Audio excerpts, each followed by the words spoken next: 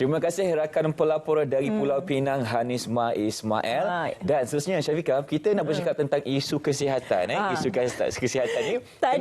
Kenapa? Tadi Ifan kata nak ke cerita pagi Pulau Pinang, nak makan nasi kandak kan. Tapi kena fikir-fikir sikit lah. Jangan boleh berlebihan. Jangan kenyang sangat. Obesiti nanti. Masalah juga tu Ifan. Malaysia ni dah lama mengguli carta. Betul. Itu carta yang tidak baik sebenarnya. Kita kena turun tahta. Okey. Dan untuk hari ini kita bawakan kepada anda semua tetamu cukup istimewa. Kita persilakan Dr. Sufian Sani bin Sayuti, pengarah urusan mega klinik Dr. Sufia. Assalamualaikum doktor, apa khabar? Waalaikumsalam. Terima kasih atas jumputan. Sama-sama. Ni kan topik ni sensitif untuk wanita sebenarnya. Sebab perempuan ni kalau naik sikit je, alamak gemuk dah lah.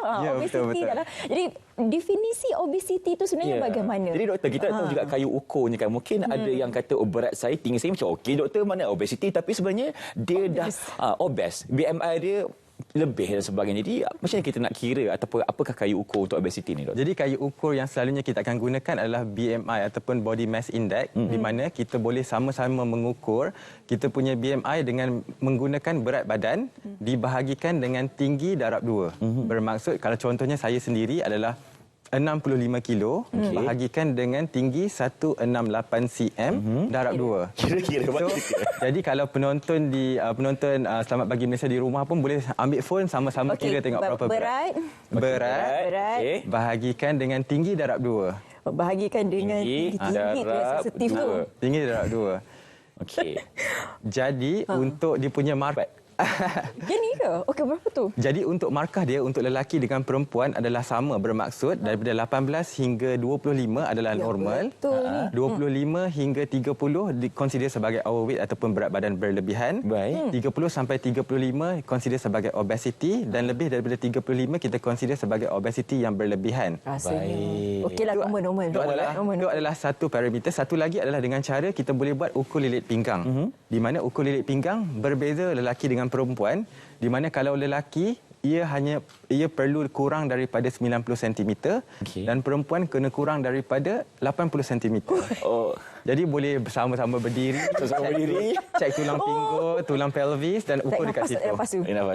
Boleh lagi. Jadi dua itulah kita guna untuk kita punya kayu aras lah untuk berat badan kita. Baik, jadi BMI kena stabil doktor, tidak boleh lebih daripada 25, betul? Betul. 25 tu dah kira obesity. Dah kira overweight, berat badan berlebihan. Okey, dan kalau kita nak bercakap mengenai senario terkini tentang obesiti dalam negara kita.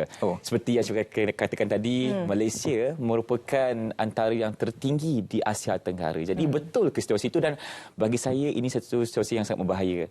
Betul. Kalau ikutkan pada carta terbaru oleh WHO, Malaysia consider sebagai negara yang tertinggi kadar obesiti di Asia Tenggara.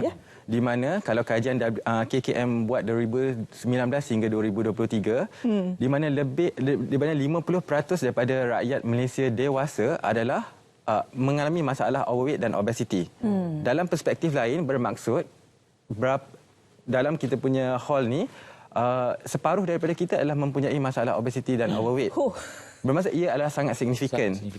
Dan daripada persentage tersebut, lebih daripada 55% daripada yang mengalami masalah overweight, obesity ini adalah golongan perempuan. Jadi itu adalah data terbaru dan sekarang. Jadi ia betul adalah satu fenomena yang dah kritikal dan semakin kritikal. Jadi kita perlu banyak bantuan daripada pelbagai pihak untuk menangani masalah ni lah. Yang paling penting kita nak tahu punca, sebab saya juga difahamkan puncanya bergantung juga pada jantina lelaki lain, wanita lain, sebab kadang metabolisme kita juga berubah kan, tak sama kan. Jadi punca sebenarnya bagaimana? Punca kita kena tengok lebih daripada satu perspektif. Kita kena tengok lebih holistik. Pemakanannya, physical activity macam mana, gaya hidup, tidur macam mana, stress level macam mana. Dia bukannya berapa kalori masuk, berapa kalori keluar semata-mata. So rawatan yang khusus perlu diberikan, dan rawatan tersebut perlulah individualized. Bermaksud individu A, individu B, individu C, dia punya recommendation dan apa perlu buatlah berbeza. Tetapi salah satu faktor yang semakin menjadi peranan besar kepada masalah ini adalah penggunaan teknologi yang berlebihan lah, saya cakapkan.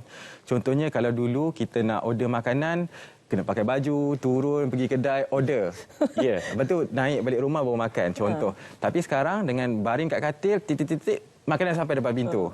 Jadi itu contoh. Contoh kedua adalah lebih banyak penggunaan bukan teknologi tapi kemudahan.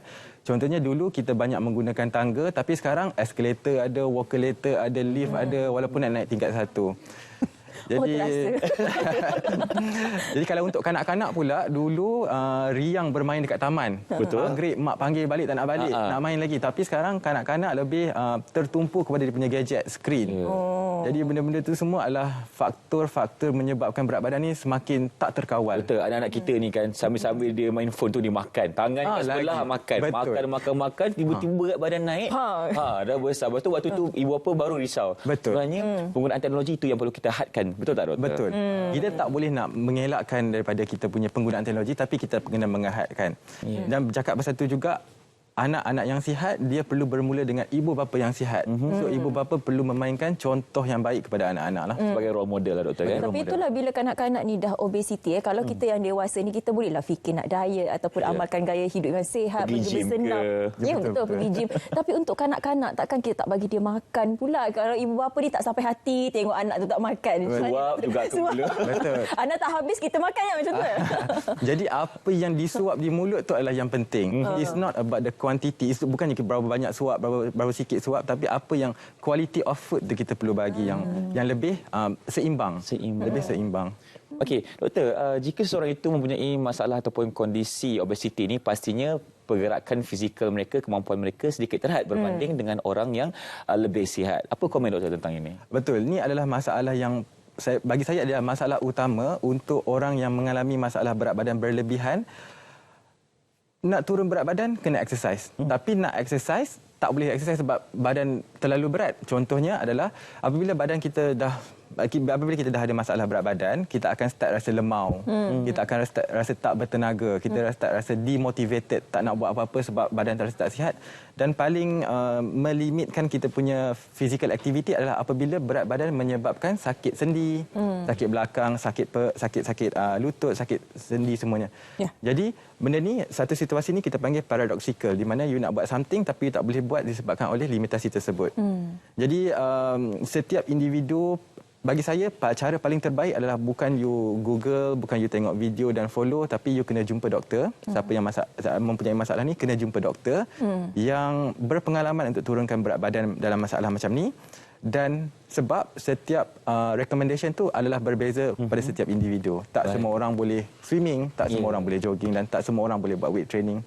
Jadi itu sangat pentinglah.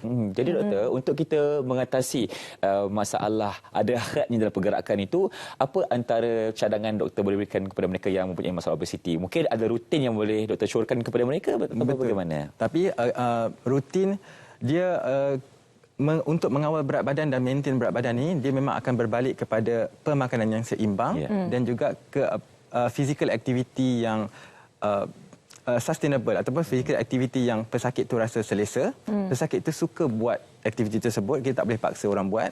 Dan juga aktiviti tu adalah sesuai. Jadi untuk memastikan, untuk menentukan kesesuaian aktiviti itu adalah peranan doktor yang perlu memberi suggestion. Saya nak tahu komen doktor mengenai ubat-ubatan yang ada di pasaran sekarang ini. Kata herbal lah. Itu kalau dari segi ubat-ubatan dan juga dari segi medikalnya.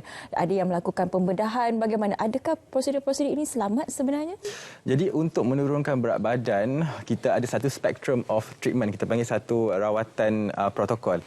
Paling mudah tapi tak ramai orang buat adalah, paling basic sekali adalah jaga makan dan juga exercise.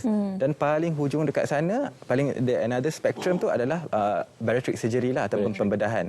Di mana dekat tengah-tengah ni kita ada satu lagi rawatan dimaksudkan dengan rawatan perubatan.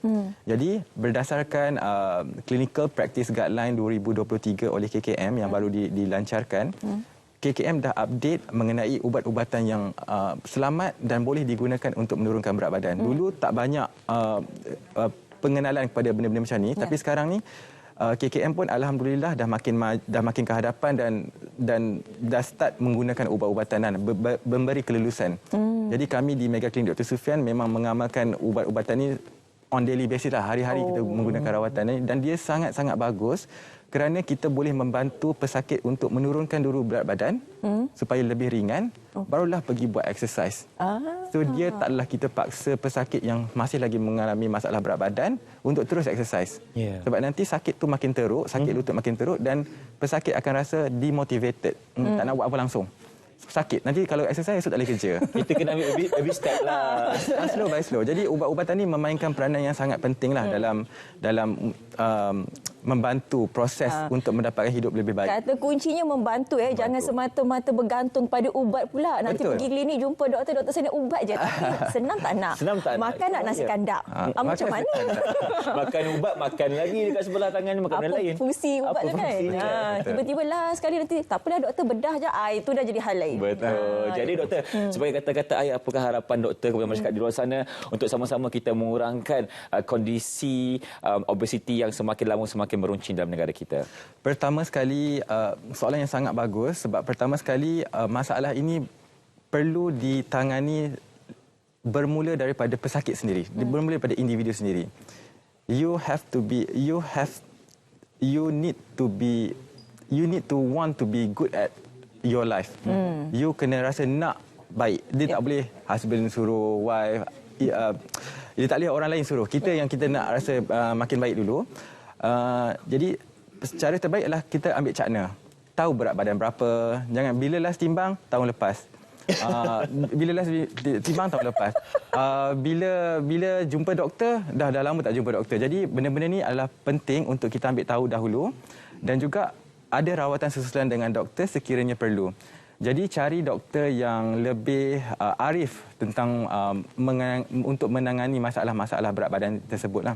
Baik, cari Dr. Sufian lah, senang. Senang. Terima kasih ucapkan kepada Dr. Sufian Sani bin Sayuti, pengarah urusan Mega Klinik Dr. Sufian untuk perkongsian hari ini berkaitan dengan obesiti. Jadi sama-sama kita cakna tentang perkara ini, semakin lama semakin membahayakan. Jadi kita jangan jadi penyumbang kepada masalah ini. Ya, betul. Jadi yang paling penting pilihan di tangan kita. Tak ada siapa yang boleh paksa. Jadi nilai-nilaikan, renung-renungkan sama ada berat badan anda berlebihan ataupun tidak. Tadi dah pun dikongsi oleh doktor macam mana nak kiranya tadi kan. Jadi kena tengoklah obesiti ataupun tidak. Okey, seterusnya kita nak ke cerita pagi perlih pula. Perlih pula. Tadi Penang perlih pula bersama dengan rakan pelapor kita, Wan Muhammad Ryan Rohidar untuk peranan pesawah dalam keterjaminan makanan. Silakan. Baik, terima kasih.